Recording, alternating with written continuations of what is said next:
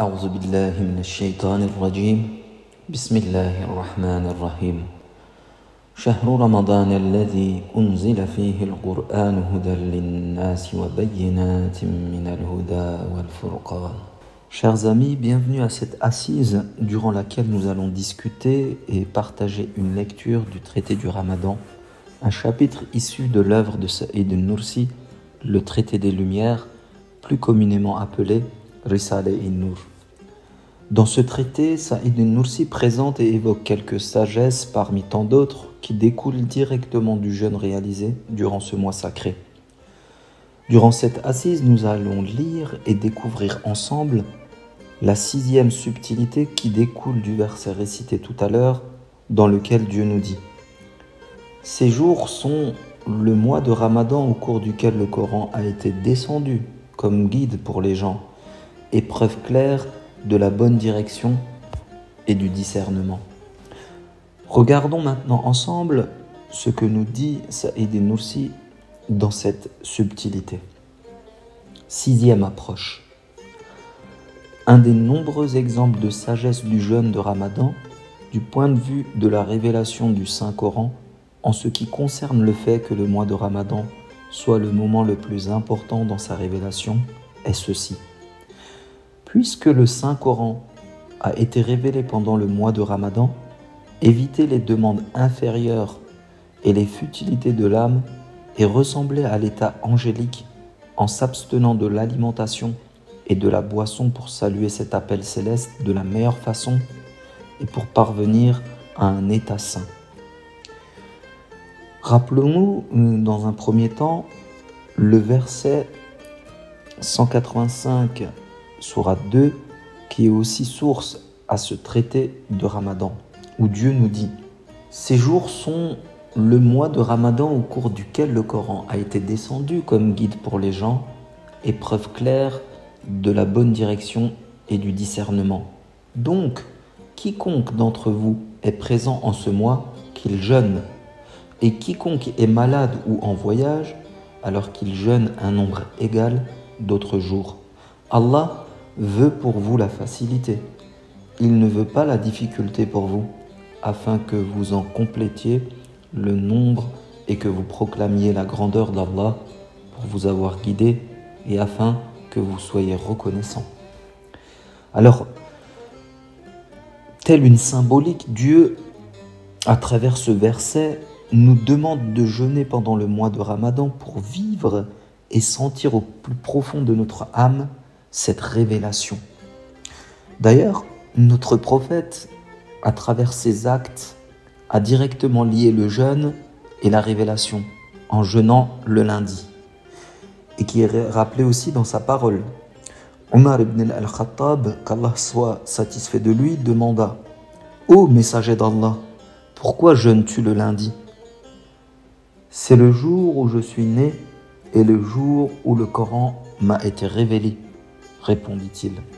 Un autre événement va dans le même sens et démontre l'importance de la relation du jeûne et du Coran. Le hadith rapporté par Ibn Abbas: le messager d'Allah, paix et bénédiction sur lui, était le plus généreux des hommes. Il était d'autant plus généreux pendant le mois de Ramadan lorsqu'il rencontrait Jibril.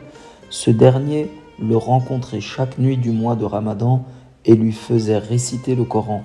Le messager d'Allah, lorsqu'il rencontrait Jibril, était plus généreux que le vent qui souffle.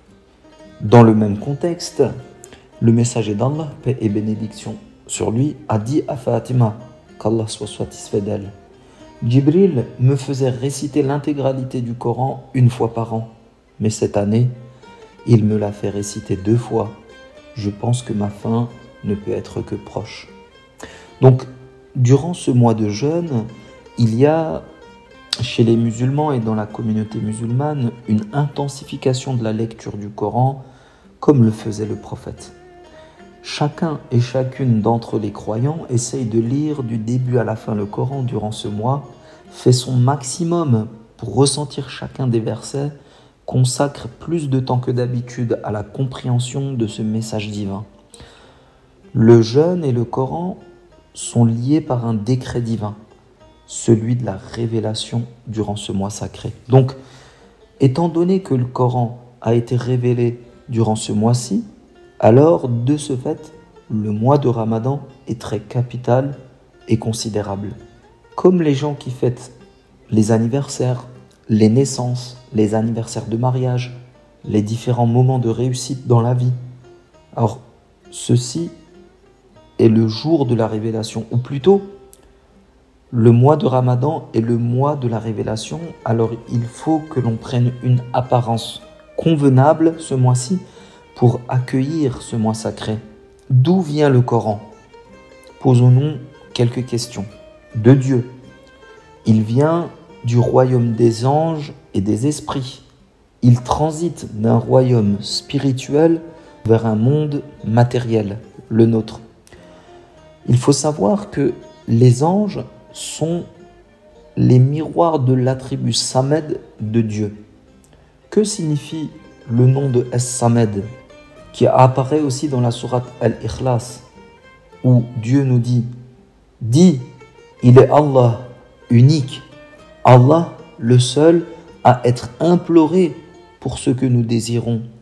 Il n'a jamais engendré, n'a pas été engendré non plus, et nul n'est égal à lui. » Alors, cet attribut de Dieu, As-Samed, peut être traduit par l'éternel, de combleur de tous les besoins, le seul à être imploré pour ce que nous désirons, celui qui est éternel et au-dessus duquel il n'y a rien, celui qui n'est pas affecté, inchangé et sans besoin, celui qui est supplié par tous et qui est avant tout, celui qui peut satisfaire tous les besoins et sans lesquels aucune affaire ne pourrait être accomplie.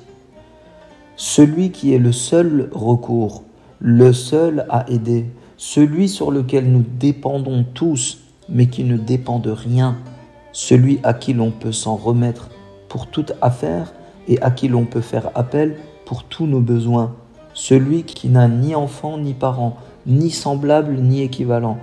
D'après l'explication de Al-Hakim, As-Samet signifie aussi celui qui n'a besoin de rien et celui dont toute chose a besoin pour exister. D'ailleurs, notre prophète y fait référence dans sa sunna, tout particulièrement dans la traduction relative au plus grand nom d'Allah, où Burayd ibn al-Husayb rapporte que le prophète, paix et bénédiction sur lui, a entendu un homme implorer son Seigneur dans les termes suivants. « Seigneur, je t'implore en affirmant que tu es Allah, qu'il n'y a pas de Dieu en dehors de toi, l'unique, le seul à être imploré pour ce que nous désirons, qui n'a jamais engendré, ni n'a pas été engendré non plus, et que personne ne lui ressemble en aucune façon. » Le prophète, paix et bénédiction sur lui, ayant entendu cela, a dit « Je jure par celui qui détient mon âme entre ses mains, cet homme a imploré Allah par son nom le plus grand.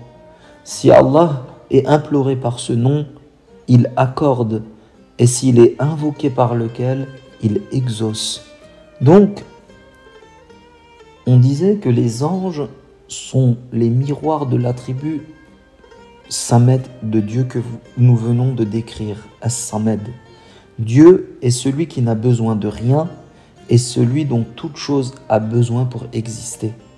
Les anges ne mangent pas, ne boivent pas, ne se marient pas. Les anges, en comparaison aux autres créatures, reflètent plus justement cet attribut de As-Samed. Donc le Coran nous provient d'un tel royaume, alors nous devons avoir un aspect angélique pour accueillir le mois de la révélation, lire le Coran. Faire en sorte comme si le Coran est à nouveau révélé ce mois-ci. Il faut le vivre comme ça, le mois sacré de Ramadan. Et pour cela, que devons-nous faire? Nous devons ressembler aux anges. Et comme eux, nous devons renoncer à toute consommation, à toute action, comme le veut Dieu durant le Ramadan, afin que l'on atteigne un état angélique pour traverser ce mois sacré de la plus belle des manières. Nous allons accueillir alors le Coran, car le Ramadan est le mois du Coran. Et c'est donc en jeûnant, par cette adoration de jeûne, que nous allons et que nous pouvons l'accueillir durant ce mois sacré de Ramadan. Reprenons la lecture de cette sagesse. Lire et écouter le Coran comme s'il venait d'être révélé, y écouter l'appel divin comme s'il avait été révélé en cet instant, écouter cette parole comme si on l'entendait du noble messager de Dieu, paix et salut sur lui, ou de l'ange Gabriel, ou de l'orateur éternel lui-même, pour parvenir à un état saint. De cette façon, l'homme agit comme un interprète pour que d'autres l'écoutent et démontrent d'une certaine façon la sagesse dans la révélation du Coran. Alors, d'après Saïd Nursi, il y a 3 façons idéales d'écouter le Coran. La première, c'est de l'écouter ou de le lire comme si nous l'écoutions directement du prophète, paix et bénédiction sur lui, comme si nous étions à ses côtés. La deuxième, comme si nous l'écoutions directement de l'ange de la révélation, Gabriel, comme au moment où il révélait les versets à notre prophète. Et enfin, la troisième façon, comme si nous l'écoutions directement de la part de Dieu. Exposons et argumentons ces propos par une anecdote. Un jour, les disciples vont voir leur maître et disent qu'un de leurs camarades lit le Coran entièrement une fois par jour. Alors le maître appelle l'élève en question et lui dit « Aujourd'hui, lis le Coran comme si le prophète, paix et bénédiction sur lui, t'écoute, ou plutôt comme s'il était à tes côtés et que tu lui lisais le Coran. » Le lendemain, le maître demande à son élève et l'élève lui dit « Je n'ai pu lire qu'une sourate du Coran. » Alors le maître lui dit « Maintenant, lis le Coran comme l'a annoncé l'ange Gabriel à notre prophète, comme si tu le lisais à l'ange Gabriel ou comme si tu l'écoutais de lui. » Cette fois, il dit à son maître « Je n'ai même pas lu autant, peut-être que 10 pages. » Alors son maître lui dit cette fois « Lis le Coran comme si tu l'écoutais de Dieu lui-même, comme si tu le lisais à Dieu. » Alors son disciple lui dit alors « Je n'ai même pas fini la Fatiha. » C'est pour cette raison que durant le Ramadan, il faut lire le Coran avec cette conscience, cet esprit que Saïd Nursi nous décrit dans ces 3 façons, comme si nous le lisons à notre prophète, paix et bénédiction sur lui, comme si nous le lisions à l'ange de la révélation, Gabriel, comme si nous le lisons directement en live à Dieu. Donc il faut réaliser une de ces 3 lectures et mettre en pratique justement cette lecture consciencieuse et le ressentir au plus profond de son âme durant ce mois sacré de Ramadan. Aussi, durant ce mois-ci, les shaytans, pas tous, mais les plus acharnés sont enchaînés. Ils ne peuvent pas venir vous susurrer des choses mauvaises et vous inciter au mal. Durant ce mois sacré, grâce à cela et grâce au jeûne, même si le niveau 0 n'est pas atteint, au sein de la communauté musulmane, le nombre de délits diminue fortement. Justement grâce à cette lecture consciencieuse, grâce à l'absence justement de ces shaytans les plus acharnés et grâce à une prise de conscience généralisée au sein de la communauté. Reprenons et continuons la lecture de cette sagesse. En effet, c'est comme si le monde de l'islam devenait une mosquée pendant le mois de Ramadan.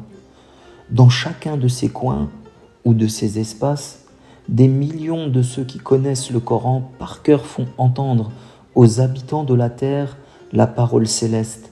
Chaque mois de Ramadan montre le verset Shahru Ramadan alladhi unzila fihi al-Qur'an. D'une façon lumineuse, brillante, il prouve que le mois de Ramadan est le mois du Coran. Certains des membres de cette grande congrégation écoutent les récitant avec révérence, tandis que d'autres le lisent eux-mêmes. Dans une telle mosquée sacrée, il est si bête de sortir de cette situation lumineuse en mangeant, en buvant et en suivant les mauvais désirs de l'âme basse. Une telle personne est cible de l'aversion morale de la communauté de la mosquée. De la même manière, les gens qui s'opposent à ceux qui jeûnent pendant le mois de Ramadan sont aussi cibles de l'aversion et du dégoût du monde entier de l'islam. En fait, le monde musulman devient, durant ce mois sacré, et se transforme en une mosquée. Et dans chaque recoin de cette mosquée, certaines personnes récitent le Coran, d'autres l'écoutent, d'autres le récitent en groupe. Le mois sacré du Ramadan est le mois du Coran. Cette 6e sagesse nous rappelle donc ce lien entre le mois sacré de Ramadan et la révélation du Coran. Réaliser ce jeûne chaque année, c'est comme si nous fêtions cette révélation. Nous nous rappelons de ce moment si important dans notre religion.